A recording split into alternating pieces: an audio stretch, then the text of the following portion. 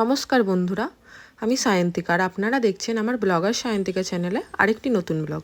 আজকের ব্লগটি আমি গ্রামের উদ্দেশ্যে, আমার গ্রামে আমার শ্বশুরমশাইয়ের পানের দোকান আছে, তো সেটা নিয়েই আমি আজকে ব্লগটি বানিয়েছি। তো আমার শ্বশুরমশাই পানের দোকানে কি কি দিয়ে পান বানান সেটা নিয়েই ভিডিওটি। তো আপনারা দেখতে থাকুন। আর এই যে পাতাটি দেখতে পাচ্ছেন, এটা শুকনো পাতা নয়, দেখতে হয়তো শুকনো পাতার মতো, এটা কিন্তু দক্তা পাতা। এটা অনেক সময় হয় পানের মধ্যে, আমরা যেটাকে জর্দা বলি, তো সেটাই এই পাতা দিয়ে তৈরি হয়। তো অনেকে আমাদের এখানে, আমার শ্বশুরবাড়ির এখানে দক্তার নেশা করে, তো অনেকে পানের মধ্যে দিয়েও খায়। তো সেই কারণে এই দক্তা পাতাটাকে আগে রোদে শুকিয়ে নিয়ে, সেটাকে একটু খোলাতে ভেজে নিয়ে, সেটাকে গুঁড়ো করে আর মৌরি দিয়ে মিশিয়ে সেটা পানের মধ্যে দেয়া হয়।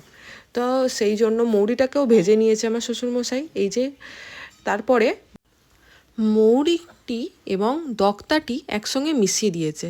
তো এটা মশলার কাজ করে। এর সঙ্গে চুন খয়ের দিয়ে একসঙ্গে পান বাঁধা হয়। তো যারা যারা এই মৌরি দক্তা একসঙ্গে খেতে চান তাদের জন্য আলাদা, আর যারা যারা শুধু দক্তা ছাড়া নিতে চান সেটার জন্য আলাদা। তো এখানে বাংলা পাতি আর মিঠা পাতি দু রকমের পান রয়েছে। বাংলা পাতি এটা যারা যারা পান খান তারা জানবেন, বাংলা পাতি একটু ঝাল হয়, তো বয়স্ক মানুষরা ওটা খায়, অনেকে ইয়াংরাও খায়, কিন্তু বাংলা পাতিটা বেশিরভাগটা বয়স্করাই খায়। তো সেই কারণে বাংলা পাতি আর মিঠা পাতি আমার শ্বশুরমশাই দোকানেই সেজে বিক্রি করেন। তো সেটাও পরে দেখিয়ে দেবো কিভাবে সাজেন, সাজার ভিডিওটাও আছে, পান সাজার ভিডিওটি। তো এই যে প্রথমে সুপারিটাকে রেডি করে নেওয়া হচ্ছে। আগে সুপারিটাকে আমরা কিনে এনে ভাঙতাম, তো এখন এরকম রেডিমেড কিনে নেওয়া হয়।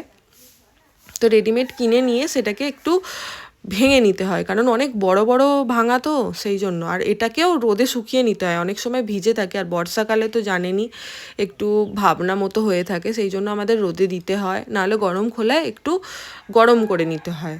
যেমন ওই মৌরিটাকে গরম করে নেওয়া হয়েছে, দক্তাটি যেমনভাবে গরম করে নেওয়া হয়েছে সেরকমই। তো এই যে দেখতেই পাচ্ছেন, বর্ষাকাল যেহেতু, ওয়েদারটা বুঝতেই পাচ্ছেন কতটা মেঘলা ওয়েদার। এই মেঘলা ওয়েদারে খুবই কম রোদ বেরোয় যেহেতু, সেই কারণে একটু ভিজে থাকে, অনেক সময় অসুবিধাও হতে পারে। তো আমার শ্বশুরমশাইয়ের দোকানটি ধলডাঙ্গার মোড়েই, তো দেখতেই পাচ্ছেন ধলডাঙ্গা এটি। আর যারা যারা বাঁকুড়া থেকে দেখছেন তারা তারা নিশ্চয়ই জানবেন এটা ধলডাঙ্গার মোড়। তো এইখানে প্রপার ধলডাঙ্গার মোড়েই আমার শ্বশুরমশাইয়ের দোকান। অনেকে জানেন, অনেকে যারা যারা জানেন না তাদেরকে জানিয়ে দিলাম।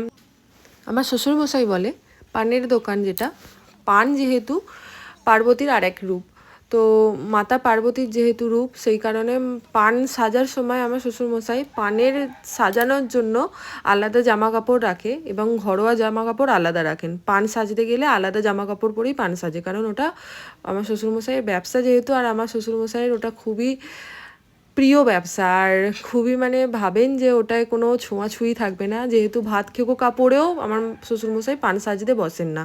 এই যে পানের সাজা দেখতেই পাচ্ছেন। তো প্রথমে এই খয়ের দিয়ে দেয়া হলো, চুন দিয়ে দেয়া হলো, আমি ঠিক জানি না কোনটা খয়ের কোনটা কেমন কি, সেই জন্য। আর যাদের যাদের আরও চুন লাগে, তো শাল পাতা এটা মুড়ছে, কাঁচা শাল পাতা যেটা বলে, তো সে তার মধ্যে একটু চুন দিয়ে দেয়, যাদের যেরকম লাগবে সেরকম।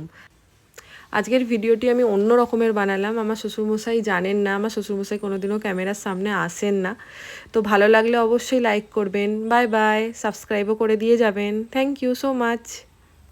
এবং কারা কারা বাঁকুড়া থেকে দেখছেন তারা তারা কমেন্টে জানাতে ভুলবেন না কিন্তু।